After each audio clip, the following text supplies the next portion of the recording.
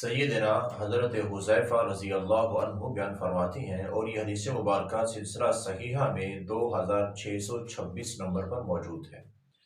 بیان کرتے ہیں کہ رسول اللہ صلی اللہ علیہ وسلم سے یہ سوال کیا گیا، پوچھا گیا کہ قیامت کب آئے گی؟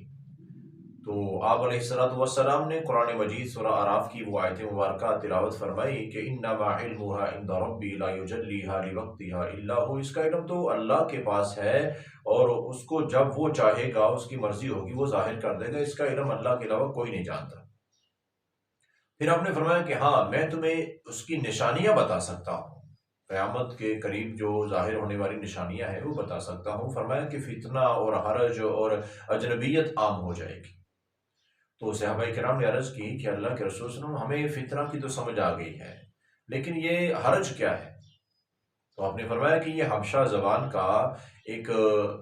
لفظ ہے جس کا مطلب ہے قتل۔ قتل عام ہو جائے گا اور لوگوں میں اجنبیت عام ہو جائے گی، یعنی کہ کسی کا قتل ہو جانا لوگوں کے لیے کوئی بڑی چیز نہیں ہوگی۔ قتل ہو گیا تو ٹھیک ہے، کوئی کسی کو قتل کر رہا ہوگا، کوئی قتل ہو رہا ہوگا، قتل ہونے والے کو پتہ نہیں ہے کہ مجھے کیوں کوئی قتل کر گیا ہے، اور قتل کرنے والے کو پتہ نہیں کہ میں اس کو قتل کر رہا ہوں، اس کی کون سی بڑی وجہ تھی قتل کرنے کی۔ یعنی کہ اتنا قتل عام ہو جائے گا، اور یہ اس وقت کے برے ترین لوگ ہوں گے جو یہ حرکت کر رہے ہوں گے، کیونکہ قتل کرنا تو بہت بڑا گناہ ہے، بڑا سنگین ترین گناہ ہے۔ تو آپ نے فرمایا اجنبیت بھی عام ہو جائے گی، یعنی کہ اگر ساتھ والے گھر میں لڑائی ہو رہی ہے، جھگڑا ہو گیا ہے، پتہ ہے لوگوں کو کوئی سلو کرانے کے لیے نہیں جائے گا، رشتہ داروں میں لڑائی جھگڑا ہو گیا ہے، چھوڑو جی، اپنے اپنے کام سے کام رکھو، دکان کا ہمسایہ ہے، مکان کا ہمسایہ ہے، کاروبار کا ہمسایہ ہے، کوئی کسی کی فکر نہیں کرے گا، اجنبیت والا ذہن ہوگا، سارے اجنبی ہیں، کوئی جیسے کوئی کسی کو جانتے نہیں ہے۔ کوئی کسی بڑی مصیبت میں پڑا، حتیٰ کہ کہیں مثال کے طور پہ روڈ ایکسیڈنٹ ہو گیا ہے تو لوگ پاس سے آرام سے گزرتے جا رہے ہوں گے، کوئی دیکھے گا نہیں، کوئی مدد کرنے کی کوشش ہی نہیں کرے گا۔ ایسی اجنبیت ہو جائے گی لوگوں میں، کسی کو کسی کی کوئی پرواہ نہیں ہوگی، بس اپنا فائدہ، کوئی مر رہا ہے تو مر رہا ہے، کوئی پرواہ نہیں ہے۔ اگر کسی کا نقصان ہو رہا ہے تو ہم اگر ایک بات اس کو بتاتے ہیں، اس کا فائدہ ہو جائے گا، تو کوئی بات بتانے کو تیار نہیں ہے، وہ ہمیں کیا، نقصان اس کا ہو رہا ہے، ہمارا ہو رہا ہے، ہمارے لیے تو اجنبی ہے۔ تو فرمایا کہ یہ اجنبیت عام ہو جائے گی،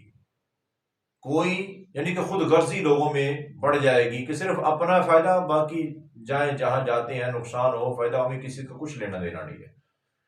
تو میرے محترم بھائیوں، ایک دوسرے کا احساس کرنا، دوسروں کے لیے خیر خواہی کا جذبہ رکھنا، یہ مومن کی علامت ہے۔ اجنبی بن کے رہنا کہ صرف اپنا ہی فائدہ سوچنا، اور کوئی نقصان میں جا رہا ہے تو اس کی کوئی فکر نہ کرنا، یہ ایسا بندہ مومن نہیں ہوتا ہے، تو یہ برے لوگوں کی علامت ہے۔ تو یہ 3 علامتیں آپ نے بیان فرمائی ہیں۔ تو اس لیے فتنہ، آزمائش زندگی میں آتی رہتی ہے، اس میں پورے غور کے ساتھ دین اسلام کی تعلیمات لے کے چلیں، تاکہ آزمائش میں کہیں ناکام نہ ہو جائے، آخرت تباہ نہ ہو جائے۔ دوسری بات جو قیامت کی نشانی آپ نے بیان فرمائی، قتل عام، کبھی کسی کے قتل میں یا قتل کے منصوبے میں کبھی شامل نہ ہو، یہ بھی آخرت تباہ کرنے والا کام ہے۔ اور تیسری بات، اجنبیت اختیار کر لینا کہ کسی کی فکر ہی نہیں ہے، کوئی مرتا ہے تو مرے، ہمیں اس سے کیا ہے، یہ بھی اللہ تعالیٰ کو پسند نہیں ہے۔